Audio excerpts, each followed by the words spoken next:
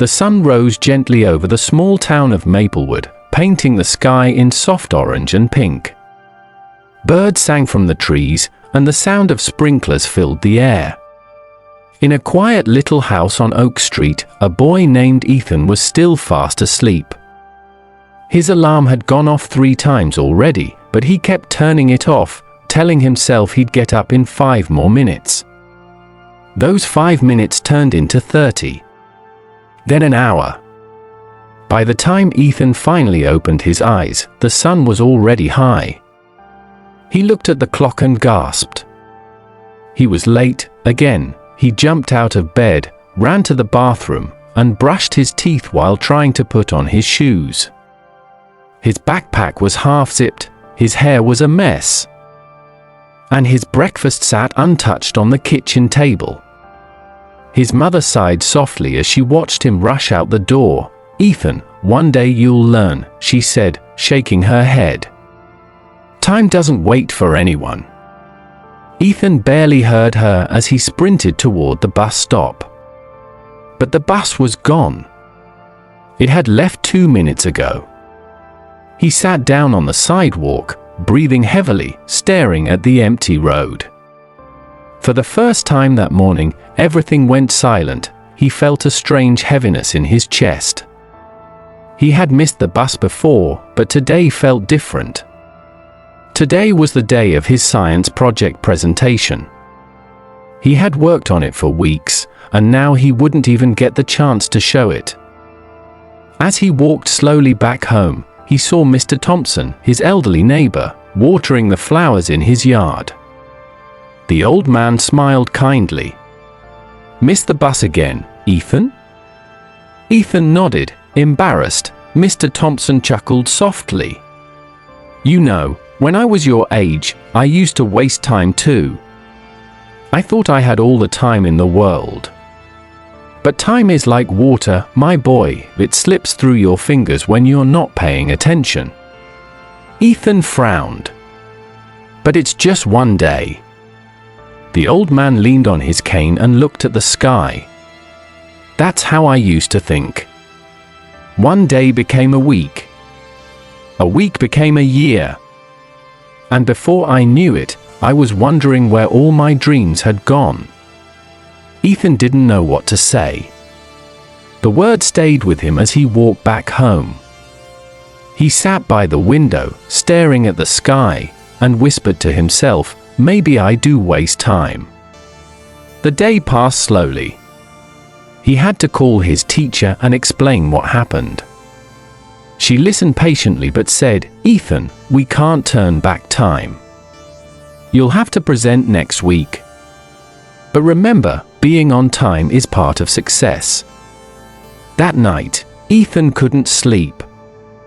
He kept hearing his teacher's voice and Mr. Thompson's words echoing in his head. Time doesn't wait for anyone. He picked up his phone and opened a video about famous inventors. One of them said, "The secret of success is to respect time." Ethan paused the video and looked at the clock beside his bed. It was midnight. He smiled faintly and whispered, "Tomorrow will be different." And for the first time, he set his alarm and placed it far from his bed, so he couldn't hit snooze again. The next morning, something amazing happened. Before the alarm could even ring, Ethan's eyes opened. The sun was just beginning to rise, and the room was filled with a soft golden glow. He felt awake, alive, and strangely proud of himself. He got up, brushed his teeth slowly, packed his bag carefully, and made himself breakfast. The smell of toast and eggs filled the kitchen.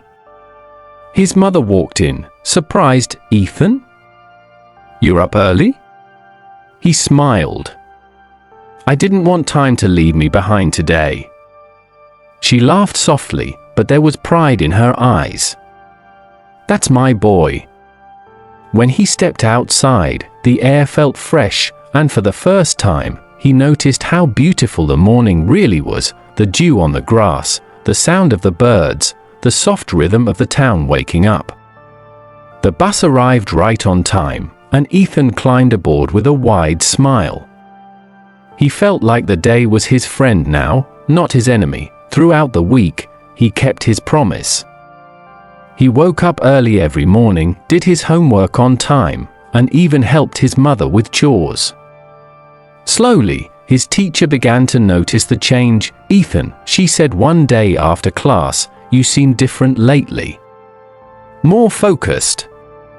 What changed?"